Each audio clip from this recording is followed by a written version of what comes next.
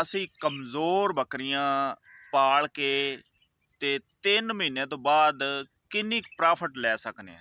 ਅਸਲਾਮ ਵਾਲੇਕਮ ਜੀ, ਵੈਲਕਮ ਕਰਨਾ ਸਾਰੇ ਭਰਾਵਾਂ ਨੂੰ ਮੇਰੇ ਜਿਹੜੇ ਚੈਨਲ ਤੇ ਭਰਾ ਵੀਡੀਓ ਮੇਰੀ ਵੇਖਦੇ ਨੇ।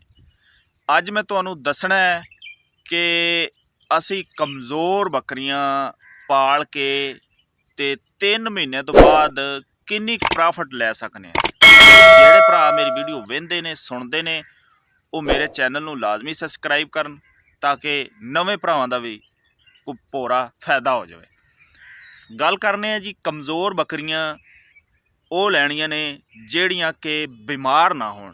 ਵੈਸੇ ਭੁੱਖ ਦੀ ਵਜ੍ਹਾ ਤੋਂ, ਪੱਠਿਆਂ ਦੀ ਵਜ੍ਹਾ ਤੋਂ ਕਮਜ਼ੋਰ ਹੋ ਜਾਣਾ ਉਹ ਕੋਈ ਵੱਡੀ ਗੱਲ ਨਹੀਂ ਹੈ।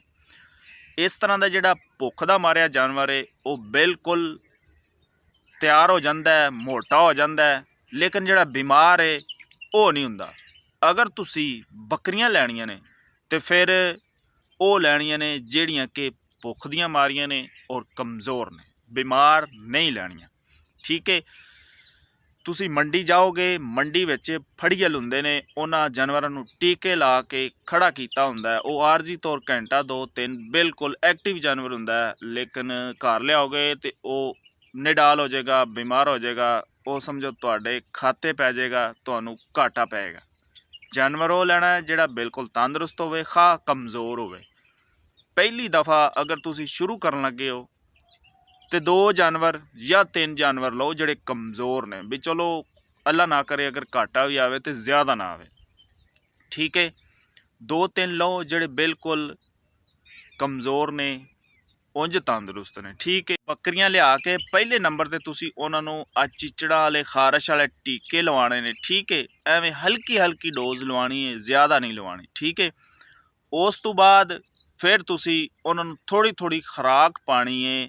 ਹੁਣ ਸਰਦੀ ਦਾ ਮੌਸਮ ਹੈ, ਇਸ ਮੌਸਮ 'ਚ ਅਗਰ ਤੁਸੀਂ ਲਿਆਓਗੇ ਤੇ ਉਹਨਾਂ ਨੂੰ ਪਹਿਲੇ ਨੰਬਰ ਤੇ ਇਹ ਥੋੜੀ ਜਿਹੀ ਉਹਨਾਂ ਦੀ ਡੀਵਰਮਿੰਗ ਕਰਵਾਉਣੀ ਹੈ, ਖਾਰਸ਼ ਵਾਲੇ ਟੀਕੇ ਛਿੱਕੇ ਲਵਾਉਣੇ ਨੇ। ਉਸ ਤੋਂ ਬਾਅਦ ਠੀਕ ਹੈ, ਤੁਸੀਂ ਉਹਨਾਂ ਨੂੰ ਖੁਰਾਕ ਪਾਣੀ, ਸਿਰਫ ਜ਼ਿਆਦਾ ਨਹੀਂ, ਦਲੀਆ ਉਬਾਲਣਾ, ਪੀਣਾ ਨਹੀਂ, ਉਬਾਲ ਕੇ ਹਲਕਾ ਨੀਮ ਗਰਮ ਉਹ ਤੁਸੀਂ ਉਹਨਾਂ ਨੂੰ ਥੋੜਾ ਬੱਕਰੀਆਂ ਨੂੰ ਖਵਾਉਣਾ। ਦੂਜੇ ਨੰਬਰ ਤੇ ਉਸੇ ਦਲੀਏ ਵਿੱਚ ਤੁਸੀਂ ਡਾਲਟਾ ਘਿਓ ਉਹ ਥੋੜਾ ਜਿਹਾ ਐਵੇਂ ਤਕਰੀਬਨ 50 ਗ੍ਰਾਮ ਉਹ ਮਿਕਸ ਕਰ ਲੈਣਾ ਇੱਕ ਬੱਕਰੀ ਨੂੰ ਜਿਹੜਾ ਦੇਣਾ ਨਾ ਬਣਾ ਕੇ। ਉਹ ਇਨਸ਼ਾਅੱਲਾ ਇਹ ਤੁਸੀਂ ਕੋਈ 10-15 ਦਿਨ, ਮਹੀਨਾ ਇੰਜ ਕੇਅਰ ਕਰੋਗੇ, ਬਿਲਕੁਲ ਤੁਹਾਡੇ ਜਾਨਵਰ ਸਿਹਤਮੰਦ ਹੋ ਜਾਣਗੇ। 3 ਮਹੀਨੇ ਤੋਂ ਬਾਅਦ ਵੇਚੋਗੇ ਤੇ ਤੁਹਾਨੂੰ ਚੰਗੀ ਭਲੀ ਪ੍ਰੋਫਿਟ ਆਏਗੀ। ਇਹ ਜੀ ਅੱਜ ਦੀ ਵੀਡੀਓ ਤੇ ਇਹ ਅੱਜ ਦਾ ਤਰੀਕਾ ਜਿਹੜਾ ਤੁਹਾਡੇ ਨਾਲ ਸ਼ੇਅਰ ਕੀਤਾ। ਇਨਸ਼ਾਅੱਲਾ ਇੱਕ ਨਵੀਂ ਵੀਡੀਓ ਨਾਲ ਫਿਰ ਤੁਹਾਡੀ ਖਿਦਮਤ 'ਚ ਹੋਣਾ ਜੀ ਹਾਜ਼ਰ। ਅੱਲਾ ਹਾਫਿਜ਼।